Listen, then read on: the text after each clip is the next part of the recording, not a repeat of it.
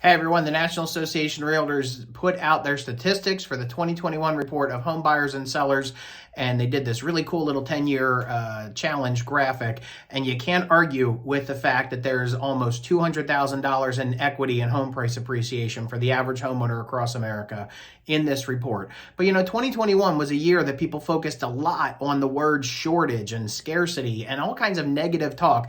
They're totally missing the point that 2021 was literally the most units closed in the last 15 years. 6.1 million people bought houses last year. So of course the inventory was selling, but people were buying. And I think the most exciting statistic here is there's so many first-time buyers who thought, I can't buy a house. It's not for me. I can't do it.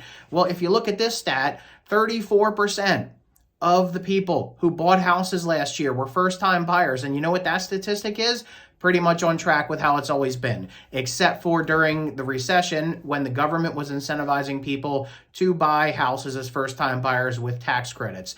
Otherwise, it's always been somewhere roughly a third. You can still buy. There's still plenty of opportunities out there for you to buy a house in this market. There are just as many properties selling as there are coming on the market. Just because we don't have a giant inventory to choose from doesn't mean the houses aren't there. So if you're thinking about selling, obviously, equity, incredible opportunity for you to sell. If you're thinking about buying, of course, there's still an incredible opportunity for you to sell. Because even though those headlines are going to talk about interest rates going up, the interest rates under 4% are still pretty phenomenal when you look at the fact that back in the early 2000s, 7% was considered a great interest rate. Back in the 80s, for a period, it was 12%. So if you're thinking about buying or thinking about selling, give me a buzz, and I'd be happy to talk with you about what this current market means to your situation and help you move past all the noise and the clutter in the headlines so you can figure out what matters to you.